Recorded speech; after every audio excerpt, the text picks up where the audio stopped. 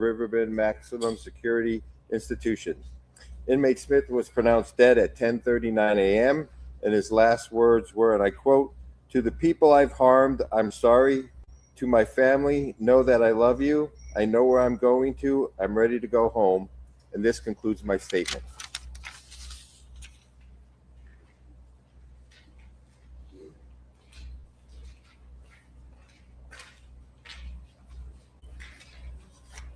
My name is Jeff Monroe. I am Karen Pulley's brother-in-law. Sorry. My wife, Lisette, is Karen's sister. Lisette was planning on being here, but changed her mind at the last minute. It was just too difficult emotionally for her. Karen and Lisette's parents, Ann and Chuck, passed away years ago. But today, Lisette, our daughters, and other family members that could not be here,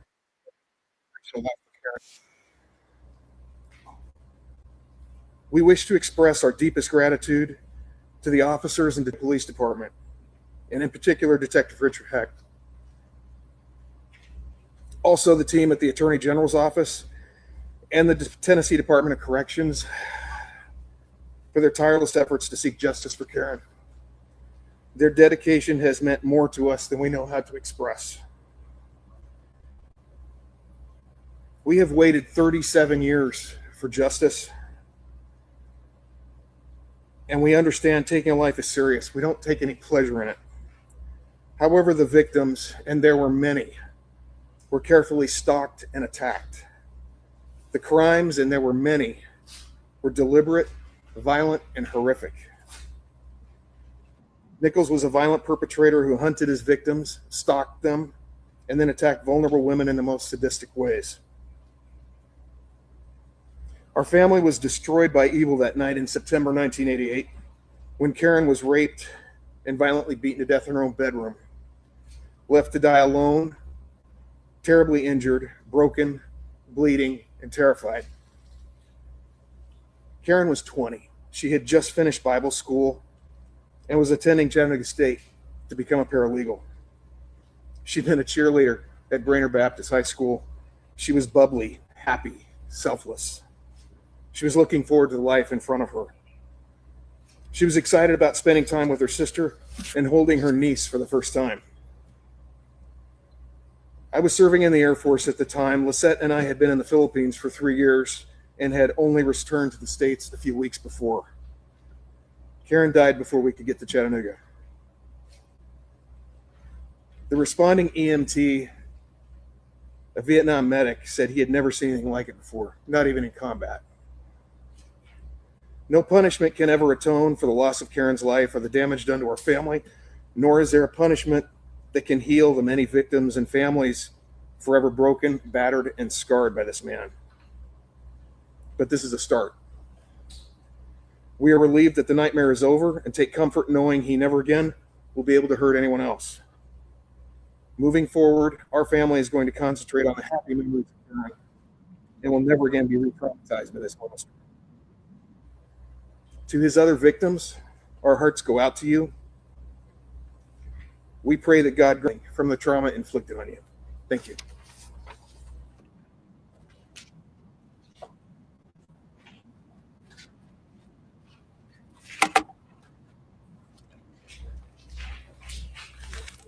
Hello, my name is Kirsten Fiskus, and I'm a breaking news reporter with the Tennessee and USA Today. They moved us from old room in the prison at 9:46 to parole board. And then from there, at 10:17, we moved to the witness chamber. At 10:19, the lights went off, and we kind of sat in silence.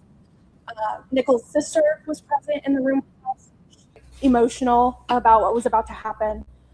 At 10:24, we could hear movement in the chamber, and then the mic turned on, and they did a mic check, and then we could kind of hear his spiritual advisor talking with Nichols very softly. At 10:25, the blinds opened, and his spiritual advisor was on his left side. We had a view of Nichols from the right. His arms were outstretched. He had a sheet pulled up to about his belly button, and he was wearing a yellow prison uniform, and he had his black glasses on. His hands were covered by the sheet, but we could see that he had an IV in his right arm just below the crook of his elbow. And then from there, tubes flowed from his body to the wall behind him. They asked if he would like to give any last words at 10:25. You've already heard them, but I'll repeat them. To which he said, "To the people I've harmed, I'm sorry. To my family, know that I love you. To my friends, I love each one. I know where I'm going, so I'm ready to go home." At 10:26, his spiritual advisor leaned down and said he was going to read to him from the Bible and read some prayers. And at one point, he commented that he was probably going to get emotional while he did it. Several times, his spiritual advisor did choke up, and he did let out a couple sobs. Nichols was tapping. Looked like he was tapping his right foot. As this was going on, he was reading. His spiritual advisor at 10:28 again got emotional as he read to him, and Nichols nodded his head in affirmation. And then they moved to the Lord's Prayer, in which Nichols repeated the Lord's Prayer with his spiritual advisor. At 10:29, I noted that Nichols nods and he's blinking, he's still breathing. And then at 10:30, his breath really quickened. He got very deep breaths, and he groaned, and he blew out air out of his mouth a couple of times, moving his mustache like this twice. And then at 10:31, I noted that his breath slowed almost to the point where there were no obvious signs of breath. I could not see his chest rising and falling anymore. At 10:32, a little door in the wall opened, and they put out what I think is a white rock in the door. And then about 5 minutes later, they closed the blinds. In the meantime, about 10:36, I noted that his face had gotten really bright red during the process, and at 10:36, it kind of paled to purple. And then at 10:37, the blinds went down, but the mic was left on. And at 10:39, I noted that there was movement, and you could hear on the mic, and that there were some sniffles, who I presume was his spiritual advisor. And then out of thin air, there was a man who just said 10:39, gave no indication of what that was, presumably time of death. And then a different voice came on over the mic and said the sentence has been carried out, and asked the witnesses to leave. And from there, we left the room.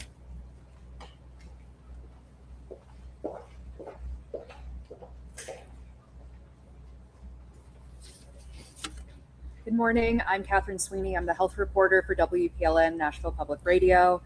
I'm going to repeat a lot of things that you just heard from Kirsten, so I apologize for that. At 10:25, the curtain opened. We heard the last statement. I won't rehash that.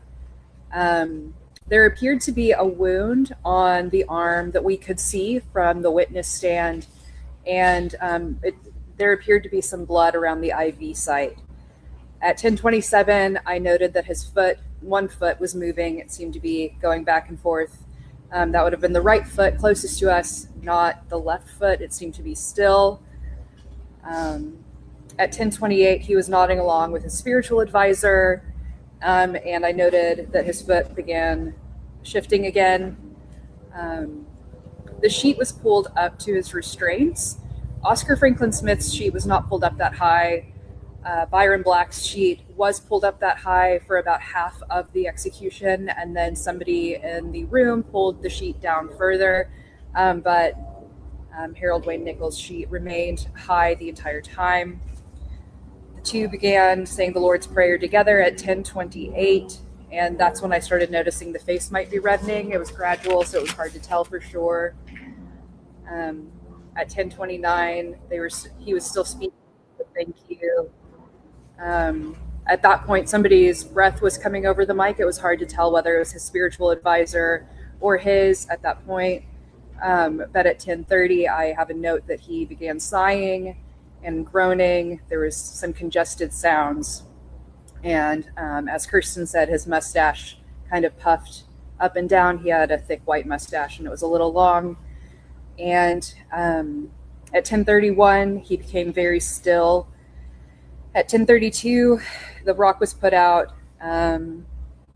There was a clicking sound at 10:34. I couldn't identify it, and a mechanical sound shortly after. At 10:35, I noted that he seemed more purple than red, and at 10:36, I noted that he was definitely purple. At 10:37, the curtain closed. We heard some loud bangs, the sound of what seemed like cabinet doors opening and closing, some shuffling paper sounds.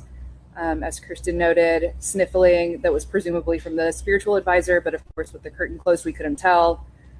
Time of death was announced at 10:39. Again, during Byron Black's execution, the doctor himself and said, time of death is the time it was. It was just 10:39. And then somebody else came over the mic and let us know that 10:39 was the time of death and asked the witnesses to leave the room.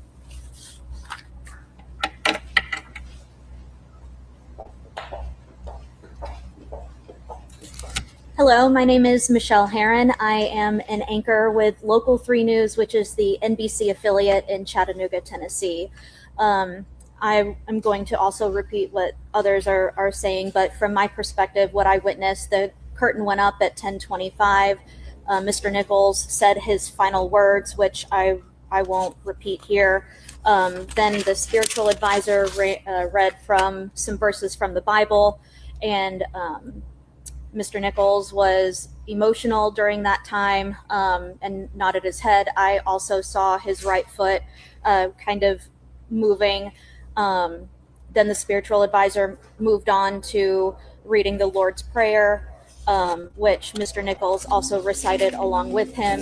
Again, both the spiritual advisor and Mr. Nichols were emotional at that time. Bringing us now to around 10:28, I did notice the Mr. Nichols' chest going up and down, and his face did turn pretty red. It was noticeable. I also noticed around 10:30 there was a little bit of moaning and heavy breathing, and I also noticed the air pushing out of his lips.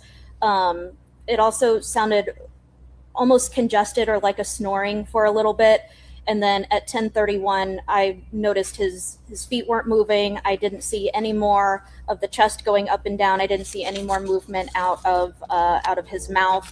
From my perspective, I was not able to see the rock being put out, so I'm not going to speak on that. I don't know when they started the injection and when it was finished. I did notice the sheet was pulled up about halfway across his body. His right arm was out, and we could see where the IV was to around his mid arm. We did see a little bit of blood around that IV site, and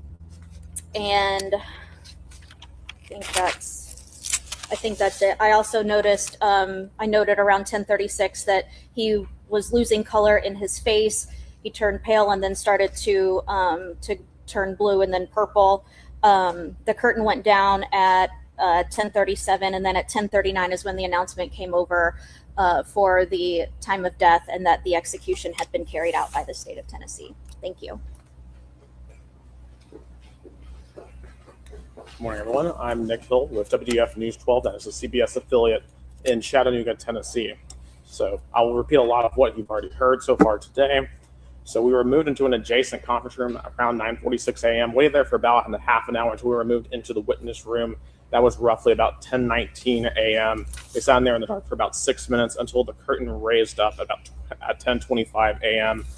He was laid back on the gurney the entire time. As the others have mentioned, he had a sheet up about halfway between his belly button and chest that stayed constant throughout the entire execution, and the chaplain was with him the entire time.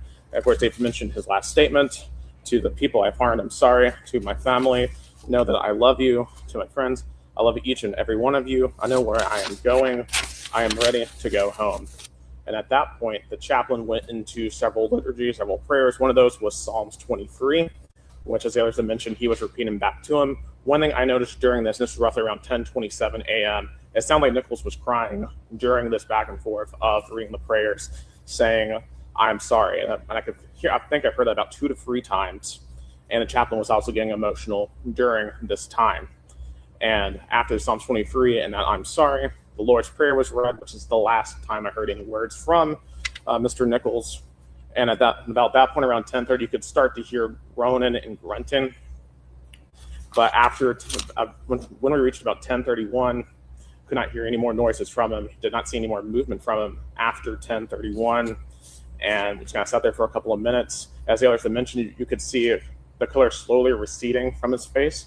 I noticed especially around 10:36, 37, you can start to see a little bit of that purple color, as others have mentioned, coming into his face. And then the curtains closed at 10:37. And at that point, we waited for 2 more minutes until they came over the intercom at 10:39. We just heard 10:39 a.m. And then we heard the voice, "The order has been executed." Now, I can't mention about the rock and some of the other stuff that some of the others have mentioned, because I was a little bit further back and couldn't see some of those details, but that is what I've got for you.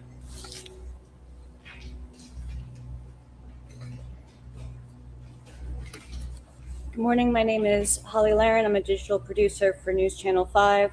We were ushered into the room, and as said before, 10:25, the curtain opened. I apologize in advance. I'll be repeating a lot what's already been said. Mr. Nichols said his last words, ending with, "I know where I'm going, and I'm going home." On his right arm, there did seem to be a spot of blood where the IV was inserted. At 10:28, he was speaking with his spiritual advisor. It was a very emotional conversation, saying the Lord's Prayer. At some point, his advisor said, "People will tell your story." Mr. Nichols' sister nodded at that. At 10:31, Mr. Nichols seemed to appear still. He seemed to expel a long breath, and his coloration did change, as said before. At 10:37, the curtain closed, and at 10:39, the time of death was reported. Was not in a position to see a rock being moved, but I was able to see Mr. Nichols' face and his advisors. It was, yes, it was a very sad, emotional conversation. Thank you very much.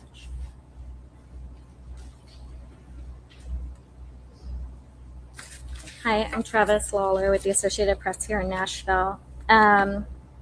So at 10:25:19, the curtains were raised. Mr. Nichols was on the gurney. We could see he was perpendicular to us, so we saw basically his right side. He was in a yellow prison shirt. It looked like a white T-shirt under. He had his glasses on. We could see the IV inserted. As people said, it did look like there was a little blood at the insertion site. His chest was strapped down with what looked like a sort of 6-point restraint, looked like a seat belt almost, with the big buckles and black webbing. His foot was twitching, as other people said. There was a second line that looked more like a coated wire that you could see going under his shirt. I think was perhaps that attached to the EKG, but I don't know for sure. He was asked to give his last words, which other people have said. It was a little hard to hear part of what he said, but I believe he said, you know, to the people I've harmed, I'm sorry. To my family, know that I love you. And I believe he said to my multitude of friends, I love each one of you. Beyond that, I know where I'm going, so I'm ready to go home. The pastor started speaking. He was reading from the Bible. He said, "This is Jesus speaking," and recited some Bible passages. Then he said, "I'm going to say Psalm 23, which you know," and he started speaking, "The Lord is my shepherd," and Mr. Nichols started speaking with him, and they both were sort of choking up a little and tearing up. And then at 10:28:30, the pastor said, "Let's recite the Lord's Prayer together," or I don't know his exact words, but something along those lines. And they started reciting the Lord's Prayer, "Our Father who art in heaven." And when it got to the Amen, I could hear Nichols I could hear him very well say Amen, and he was nodding his head, and the pastor was nodding. The pastor had his hand on Nichols' shoulder, his left shoulder, and was standing behind him from our perspective, and they were nodding at each other, and they were sort of continued talking softly. I couldn't hear everything that they said, or I couldn't hear most of what they said, but I did hear the pastor say, "Go in peace, my friend. I love you." And Mr. Nichols was nodding at him. And at one point he said, "You'll be looking down on us. I know that." The pastor said that. At 10:30:18, we could see Mr. Nichols take a very large breath, and you could see his torso rise up. And then he took a series of these sort of huffing breaths that people said it sort of maybe a snoring or snorting kind of sound, and you could literally see his mustache rising, like he's breathing through his mouth. About 10 breaths along that, like that, and then it became harder to tell whether he was breathing. His breaths became much shallower. And then at 10:33:35 was when the rocket, this little sort of flap that we think signals the end of the chemicals being pushed, but we don't know for sure. His skin did change color. I definitely noticed it turned kind of purplish. 10:37:35, they closed the blinds. And then at 10:39, we heard the announcement of death declared. So, although they didn't say that, all they said is the time is 10:39 or something like that. But anyway, thanks. So people want to ask questions. Is that next? Does everyone want to come up?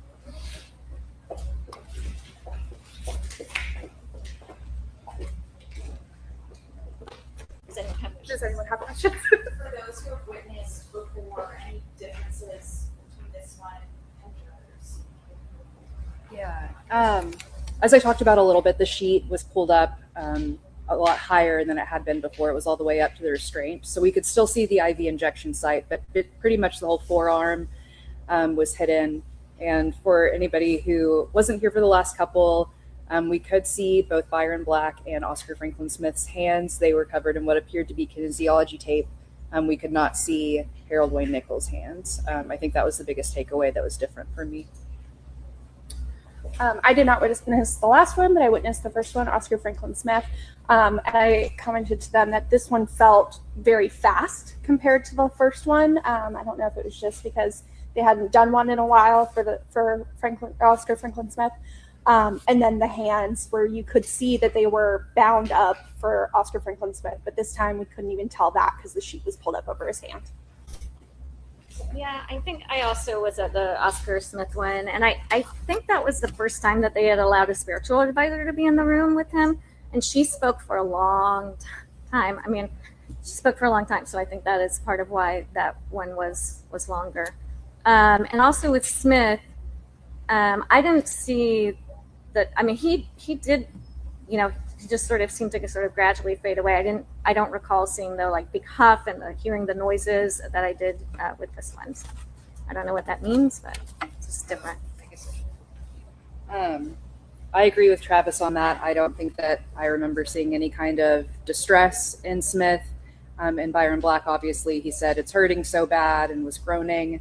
There were no like obvious signs of that with Harold Wayne Nichols. He didn't say I'm in pain. It wasn't as explicit. It could have been that he was emotional, but he was showing signs of difficulty breathing. That could be from crying. It could be from something else. We're not sure.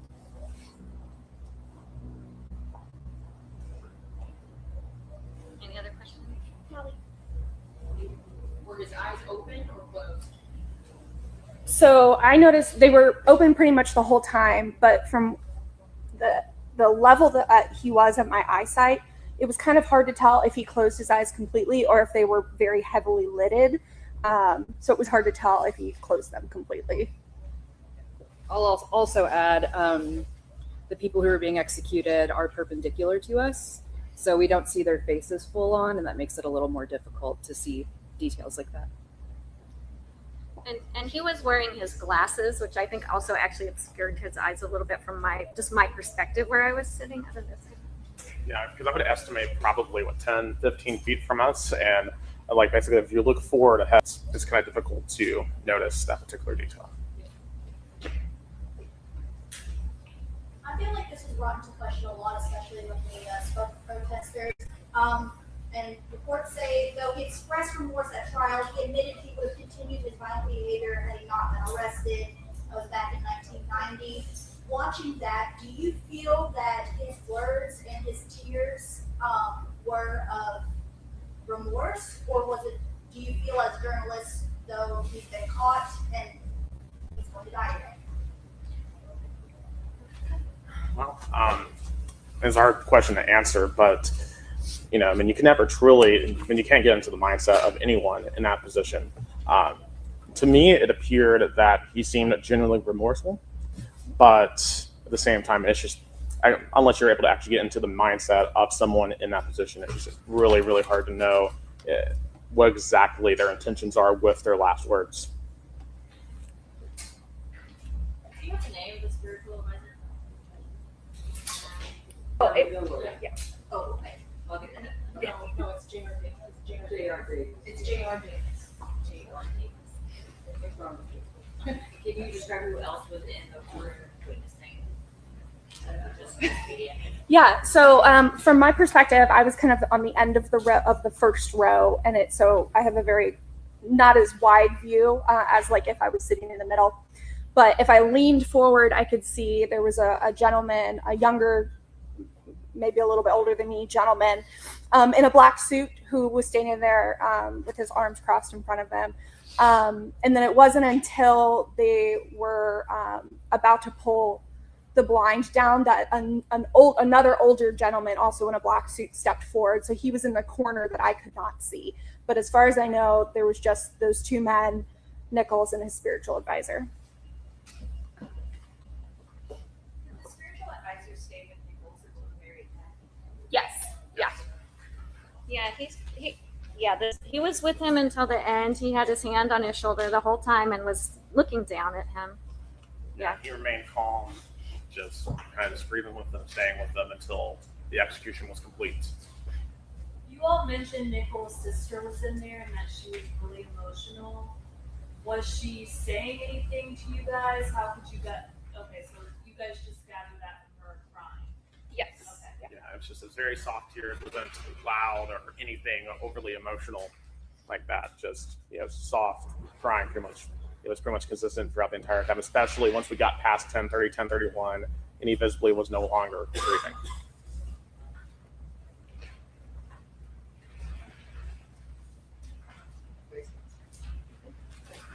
Thank you. So this concludes the news conference, but you all can return to the media staging area at the end of the parking lot if you want to interview or talk to some additional witnesses who are there. And then you'll have 1 hour to leave the property, 1 hour from now. So at 12:29.